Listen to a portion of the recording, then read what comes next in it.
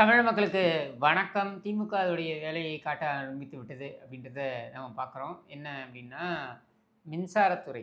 அதாவது அ தமிழக மின்சாரத்துறை வந்து எந்த அளவுக்கு ஒரு மோசமான ஒரு சூழல்ல இருந்தது அப்படின்றது நம்ம எல்லாருக்குமே தெரியும். கடந்த திமுக ஆட்சியில இதை நிர்வகித்து வந்தது யார் அப்படின்னு பார்த்தீங்கன்னாக்க, ஜெயிலுக்கு போற வரைக்கும், அதுக்கப்புறம் இலாகா இல்லாத அமைச்சரா தொடர்ந்தாரு. பட் ஜெயிலுக்கு போற வரைக்கும் பார்த்தீங்கன்னாக்க, நம்ம செந்தில் பாலாஜி அவர் தான் வந்து இந்த துறை நிர்வகித்து வந்தார் அப்படின்றத நம்ம எல்லாருமே பார்த்தோம். அது மட்டும் இல்லாம, அந்த துறையில பார்த்தீங்கன்னாக்கா கொடுக்கப்பட்ட டெண்டர்கள் அப்படின்றதுல ஏகப்பட்ட குளறுபடிகள், ஏகப்பட்ட அ ஊழல் நடந்திருக்கு அப்படின்றதையும் நம்ம பார்த்தோம். முக்கியமா இந்த துறை மட்டுமல்லாமல், அ நீங்க டாஸ்மாக் துறையும் 2 முக்கியமான துறைகள வந்து அவர் கேட்டு பெற்றார் அப்படின்றதையும் நம்ம பார்த்தோம். இந்த துறைகளை பெறுவதற்கு முன்பணமாக கட்டி அட்வான்ஸ்ல புக்கிங் பண்ணுவாங்க தெரியுமா? அந்த மாரி அட்வான்ஸ் புக்கிங் செய்து இந்த 2 துறைகளை வந்து அவர் வந்து பெற்றார் அப்படின்றது தான் நம்ம எல்லாருமே அப்பொழுது விமர்சனமாக வைத்ததும் கூட. எந்த அளவுக்கு அப்படின்னு பார்த்தீங்கன்னாக்க, இந்த கரூர்ல அவர் பேசுறாரு. ஒரு தேர்தல் பிரச்சார கூட்டம். 2021 தேர்தல் பிரச்சார கூட்டம். தேர்தலுக்கு சில நாட்களுக்கு முன்னர். இன்னும் சொல்லணும்னாக்கா, ஒரு கடைசி பிரச்சார கூட்டம்னு நெனைக்கிறேன். அப்போ அவரு சொல்றாரு, 11 மணிக்கு நீங்க வாக்கு எண்ணிக்கை அப்படின்றது வந்து நமக்கு தெரிஞ்சிரும். அதாவது வாக்கு எண்ணிக்கை 8 மணிக்கு ஆரம்பிச்சாலும் கூட 11 மணிக்கு நமக்கு யார் ஜெயிக்க போறாங்கன்றது தெரிஞ்சிரும்.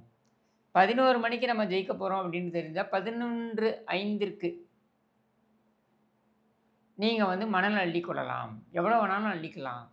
அப்படின்றத ஒரு வாக்குறுதியாகவே குடுத்தாரு. இதுவரைக்கும் எனக்கு தெரிஞ்சு தேர்தல் வரலாறுல இப்படியெல்லாம் வாக்குறுதி குடுத்து நான் பார்த்தது கிடையாது. ஆனால் அந்த வாக்குறுதி வந்து 2021ல திரு செந்தில் பாலாஜி அவர்கள் கொடுத்தது.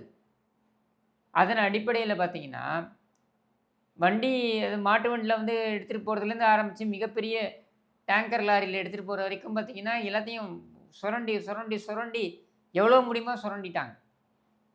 இது கடலூர் மட்டும் கரூர் மட்டும் கிடையாது. கரூர்லேருந்து ஆரம்பிச்சு நீங்க பார்த்தீங்கன்னாக்க, பல மாவட்டங்கள்ல இதான் கதை. இன்னைக்கு நம்ம பார்க்குறோம். நெறைய வீடியோக்கள் வருது. 5 மாடி குடியிருப்பு இருக்கும் இல்லையா? அந்த 5 மாடி குடியிருப்பு அளவிற்கு பள்ளம் தோண்டியிருக்காங்க கீழ. சுரண்டியிருக்காங்க. சரி, சுரண்டி எடுத்திருக்கீங்க. இந்த இந்த வளம் எல்லாம் பார்த்தீங்கன்னாக்கா, இயற்கை வளம் அப்படின்றது வந்து யாருக்கு போக வேண்டியது அப்படின்னா, நம்முடைய நாட்டோடைய கொள்கையின் அடிப்படையிலேயே இந்த இயற்கை வளங்கள் எல்லாம் வந்து மக்களுக்கு செல்ல வேண்டியது. மக்களுடைய பயன்பாட்டுக்கு செல்ல வேண்டியது. உதாரணத்திற்கு இப்போ ரோடு கட்டுறோம், ரோடு இது பண்ணுறோம், நிர்மாணிக்கிறோம், ஹைவேஸ் போடுறோம், பிரிட்ஜ் கட்டுறோம். இந்த மாதிரியான விஷயங்கள்லாம் இருக்கு இல்லையா? இதுக்கெல்லாம் வந்து இங்கிருந்து தான் மூலப்பொருட்கள் வரணும்ல. இந்த மூலப்பொருட்களுக்காக இதை எடுத்துக்கிறது. அடுத்தது, அப்படியே இப்போ ஒரு வீடு கட்டணும். அதுக்கு வந்து மூலப்பொருட்கள் தேவை. அப்படின்னும் பொழுது நம்ம அத பயன்படுத்த போறோம் அப்படின்னா, அதோடைய அந்த வர்த்தக பலன் இருக்கு பாருங்க. அதுவும் இந்த நாட்டு மக்களுக்கு போய் சேரணும்னா அரசாங்கத்துக்கு வர வேண்டியது. ஆனால் இவர்கள் என்ன செய்கிறார்கள் என்றால், அது குடுத்த பர்மிஷனை விட கடந்து கூறு போட்டு அதை சூறையாடுவது. அப்படி சூறையாடப்பட்ட அந்த இயற்கை வளங்கள் இருக்கு பாருங்க. அதில ஒருத்தர் வந்து குற்றச்சாட்டே வைக்கிறாரு. அதாவது கிருஷ்ணகிரி மாவட்டத்தில மட்டும் கிட்டத்தட்ட 1,00,000 டன் ஒரு நாளைக்கு வெளியில போகுது. எங்க போகுதுன்னா, அது கர்நாடக மாநிலத்துக்கு போகும், இல்ல ஆந்திராவுக்கு போகும். இந்த மாரி போகுது. அப்படின்ற குற்றச்சாட்டை வைத்தார். இப்படி இந்த இயற்கை வளங்கள் சூறையாடப்பட்டது. இதோடைய டெண்டர், இதோடைய அந்த கான்ட்ராக்ட் எல்லாம் யார் யாருக்கு வழங்கப்பட்டது அப்படின்னு பார்த்தீங்கன்னாக்க, ஆளுங்கட்சிக்கு கப்பம் செலுத்தக்கூடியவர்களுக்கு வழங்கப்பட்டது. இப்போ உள்ளபடியே மின்சார துறையிலயும் அதே தான் நடந்திருக்கு. அதாவது நீங்க தமிழக அரசாங்கத்துடைய டான்ஜெட்கோ அதோடைய மின்சார உற்பத்தி திறன் இருக்கு இல்லையா? அதை குறைத்து தனியாரிடமிருந்து அதிகப்படியாக பெறப்பட்டது அப்படின்ற குற்றச்சாட்டு வைக்கப்பட்டது. இந்த தனியாரிடமிருந்து பெறப்பட்டது அப்படின்றது பார்த்தீங்கன்னாக்க, அதிக விலை கொடுத்து பெறப்பட்டது அப்படின்றது தான் குற்றச்சாட்டு. இந்த குற்றச்சாட்டு ஊழல் குற்றச்சாட்டாகவே வைக்கப்பட்டு, இன்னும் சொல்ல வேண்டுமென்றால் இந்த டெண்டர்லலாம் முறைகேடு நடந்திருக்கு அப்படின்னு சொல்லப்பட்டு, அது இடி வரைக்கும் விசாரணைக்கு போய், இப்போ வந்து சிபிஐக்கு போய், சிபிஐ வந்து அந்த விசாரணைக்கு இப்போ பார்த்தீங்கன்னாக்கா, இப்பொழுது இருக்கக்கூடிய அமைச்சர் திரு நிர்மல்குமார் அவர்கள், இதெல்லாமே சிபிஐயிடம் ஒப்படைக்கப்பட்டு விட்டன. இந்த கோப்புகள் எல்லாம் ஒப்படைக்கப்பட்டு விட்டன அப்படின்னு சொல்றாரு.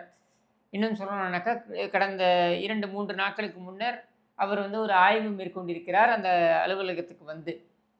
அது நடந்து முடிந்து அந்த ஆய்வு நடந்து முடிந்து நமக்கு வரக்கூடிய அதிர்ச்சி அளிக்கக்கூடிய தகவல் என்னன்னா, கிட்டத்தட்ட 18 ஹார்ட் டிஸ்க் அங்கிருந்து களவாடப்பட்டிருக்கு அப்படின்றது தான். முக்கியமான ஆவணங்கள் இருக்கின்ற அந்த ஹார்ட் டிஸ்க். இதில என்னன்னாக்கா, ஹார்ட் டிஸ்க் அப்படின்றது இந்த கம்ப்யூட்டர்ல ஸ்டோர் ஆகியிருக்கும்.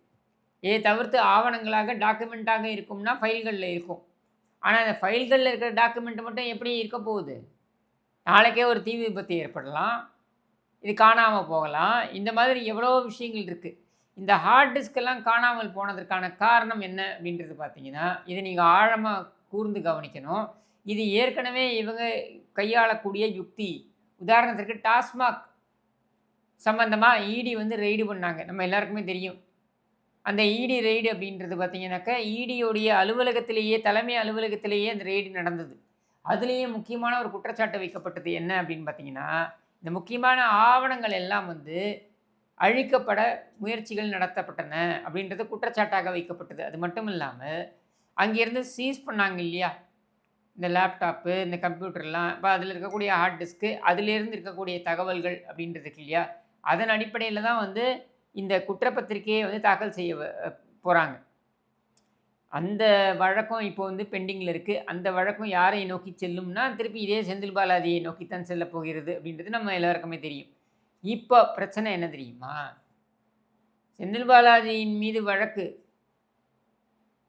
தொடுப்பதற்கும் விசாரணை நடத்துவதற்கும் அனுமதி கோரி தமிழக அரசாங்கத்துடைய லஞ்ச ஒழிப்புத்துறையிடம் மனு தாக்கல் செய்யப்பட்டிருக்கிறது. மனு தாக்கல் அப்படின்றத விட கடிதம் எழுதப்பட்டிருக்கிறது அமலாக்கத்துறையிடம் இருந்து. இதுவரைக்கும் அதுக்கு எந்த பதிலும் கிடையாது. இப்போ இது வரைக்கும் இவங்க என்ன சொல்லியிருந்திருக்கலாம் அப்படின்னாக்க, அதற்கான அதிகாரிகள் வரல, அதனால் நாங்கள் முடிவெடுக்கலை அப்படின்னு சொல்லிட்டு. இப்போ தமிழகத்திற்கு ஒரு நிரந்தர டிஜிபி கிடைத்து விட்டார்.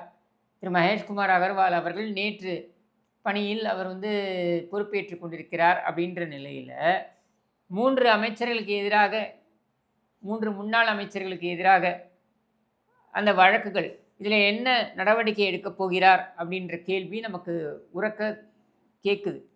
அது மட்டும் இல்லாமல் ஒரு அமைச்சர் ஒரு ஆய்வு மேற்கொண்ட பின்னர் இந்த ஹார்ட் டிஸ்கெல்லாம் காணாமல் போகும் என்றால் அந்த அமைச்சரகம்தான் அந்த அமைச்சகம்தான் அதற்கு பொறுப்பை ஏற்றுக்கொள்ள வேண்டும்.